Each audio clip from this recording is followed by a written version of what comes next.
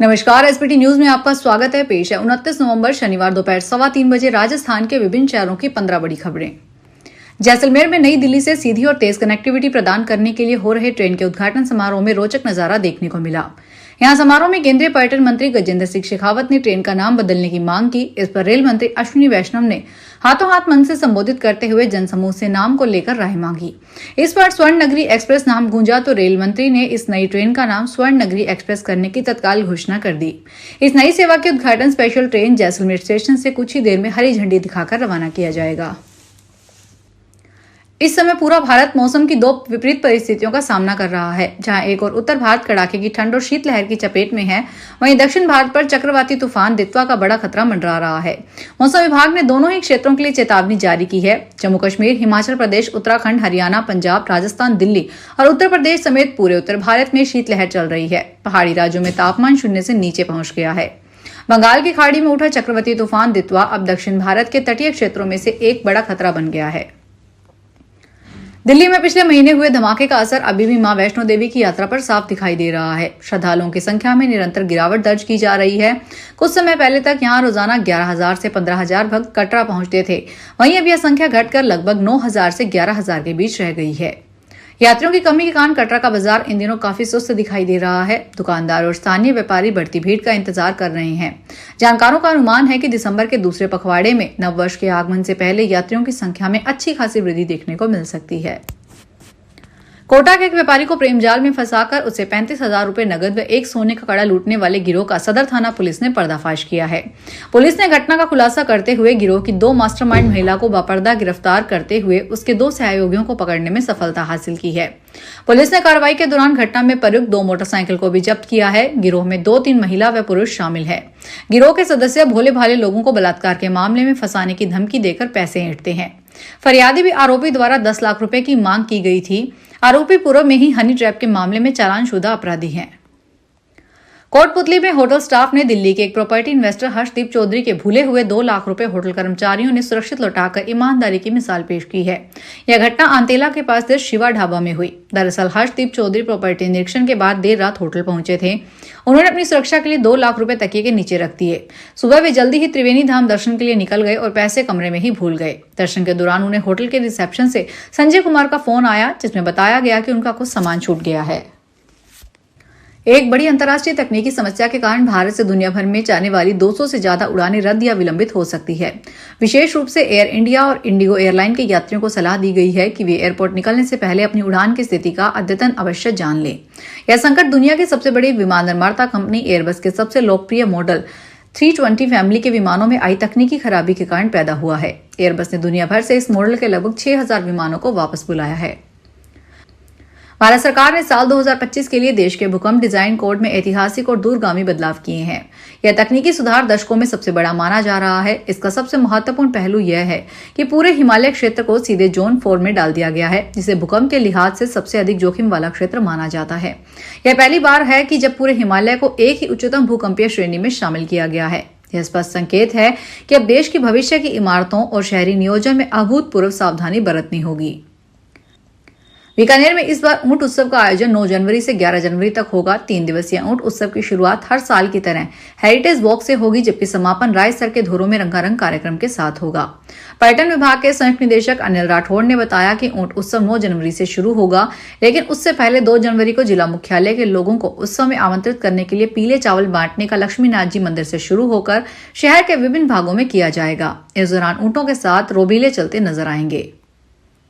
पिछले कुछ सालों के दौरान डिजिटल ट्रांजैक्शन तेजी से बढ़े हैं, लेकिन इसके साथ फ्रॉड के मामलों में भी तेजी से इजाफा हुआ है। अब रिजर्व बैंक ऑफ इंडिया ने डिजिटल बैंकिंग को ज्यादा आसान और सुरक्षित बनाने के लिए 7 नए मास्टर डायरेक्शन जारी किए हैं। ग्राहकों की सुविधा को ध्यान में रखते हुए नए नियमों को 1 जनवरी 2026 से देश भर के बैंकों में लागू किया जाना है। इन डायरेक्शन को सरकार की तरफ से उस मुहिम के तहत जारी किया गया है जिसका मकसद ग्राहकों को सेफ्टी देना और नियमों को आसान बनाना है। इसका फायदा ग्राहकों के साथ बैंकों को, एनबीएफसी को भी मिलेगा। इन संस्थाओं पर फालतू कागजी कार्रवाई का दबाव कम होगा और काम करने में आसानी होगी। जयपुर शहर की लाइफलाइन बिसलपुर डैम के छलकने का सिलसिला आज 122वें दिन भी जारी रहा है। डैम का एक गेट 10 सेंटीमीटर हाइट तक खोलकर पानी की निकासी की जा रही है। वहीं अगले 3 से 4 दिन और बिसलपुर डैम से पानी की निकासी बंद करने की योजना से जल संसाधन विभाग के अधिकारियों ने इनकार कर दिया है। 250 किलोमीटर लंबी बनास नदी में अब भी खेतों से होकर लौट रहे पानी का बहाव 2.40 मीटर हाइट पर होने से डैम में पानी की आवक लगातार बनी हुई है। फिल्म बनाने के नाम पर उदयपुर के बड़े डॉक्टर से 30 करोड़ की धोखाधड़ी मामले में बॉलीवुड फिल्म डायरेक्टर विक्रम भट्ट, उनकी पत्नी श्वेतांबरी भट्ट समेत फरार 6 आरोपियों को नोटिस भेजा गया है। मामले की जांच कर रहे डिप्टी छगन पुरोहित ने बताया, सभी को उनके निवास पर नोटिस भेजकर 8 दिसंबर तक उदयपुर पुलिस के सामने पेश होने को कहा है। पेश नहीं होने पर पुलिस इनके खिलाफ कड़ा एक्शन लेगी। वहीं विक्रम भट्ट के को प्रोड्यूसर महबूब अंसारी और वेंडर संदीप विश्वनाथ त्रिभुवन 1 दिसंबर तक रिमांड पर हैं। राजस्थान लोक सेवा आयोग द्वारा सहायक आचार्य परीक्षा 2025 का आयोजन आगामी 7 से 20 दिसंबर तक किया जाएगा। आयोग ने बताया कि परीक्षा के प्रवेश पत्र 4 दिसंबर 2025 से आयोग की वेबसाइट और एसएसओ पोर्टल पर उपलब्ध करवाए जाएंगे। अभ्यर्थी 30 नवंबर से अपना परीक्षा जिला एसएसओ पोर्टल में लॉगिन कर देख सकेंगे। परीक्षार्थ अंतर्गत राजस्थान का सामान्य ज्ञान 7 दिसंबर को दोपहर 12 बजे से 2 बजे तक आयोजित होगा। परीक्षा दिवस पर अभ्यर्थियों को परीक्षा शुरू होने के 60 मिनट पहले तक ही केंद्र में प्रवेश दिया जाएगा। रबी सीजन के बीच खैरथल तिजारा जिले के किसानों के लिए राहत भरी खबर है। जिले में आज यूरिया उर्वरक की 29,260 बैग की रैक पहुंच गई है। यह आपूर्ति 48 निजी उर्वरक विक्रेताओं और 14 ग्राम सेवा सहकारी समितियों को की गई है। इससे जिले भर में यूरिया की उपलब्धता सुदृढ़ होगी। आपूर्ति सरकारी क्षेत्र की एवं ओर से की गई है। जिला परिषद स्थित कृषि कार्यालय से जानकारी देते हुए संयुक्त निदेशक कृषि विजय सिंह ने बताया कि यह खेप मुंडावर, तिजारा, किशनगढ़, बास, कोट कासिम, टपुकड़ा, हरसोली, बीबीरानी सहित पूरे जिले के प्रमुख केंद्रों पर वितरित कर दी गई है।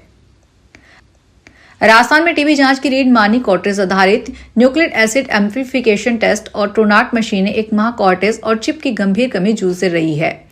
हाल यह है कि टीबी मुक्त अभियान पर हर साल करोड़ों रुपए खर्च करने के बावजूद प्रदेश में जांच की रफ्तार 40 से 50% तक घट चुकी है। कई जिलों में जांच मशीन कार्टेज नहीं मिलने के कारण पूरी तरह रुक गई है। इसका नतीजा है कि एक और जहां टीबी के मरीजों की जांच लंबित होने लगी है और मरीजों से अन्य बीमारियों का संक्रमण फैलने का खतरा बढ़ गया है। राजस्थान की सबसे बड़ी थोक मंडी में आज सब्जियों के भाव नरम गरम नजर आए। एक और जहां आलू, प्याज और लहसुन सस्ते बिके तो दूसरी ओर हरी सब्जियों में अभी महंगाई की मार पड़ रही है। आज थोक मंडी में नया आलू 9 से 11 रुपए बिका तो प्याज भी 5 से 15 रुपए के बीच बिका। वहीं मुहाना सब्जी मंडी में आज भी मटर महंगी बिकी। आज मटर के दाम 40 से 80 रुपए के बीच रहे तो भिंडी भी महंगी बिकी। आज भिंडी के दाम 50 से 75 रुपए के बीच रहे। इनके अलावा शिमला मिर्च भी महंगी बिकी।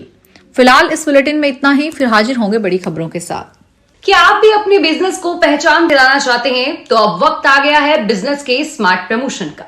हम बनाते हैं आपके ब्रांड और संस्थान के लिए ऐसी वीडियो और रील है जो लोगों का ध्यान खींचे और लंबे समय तक उन्हें याद रहे और आपके संस्थान को आगे बढ़ाए।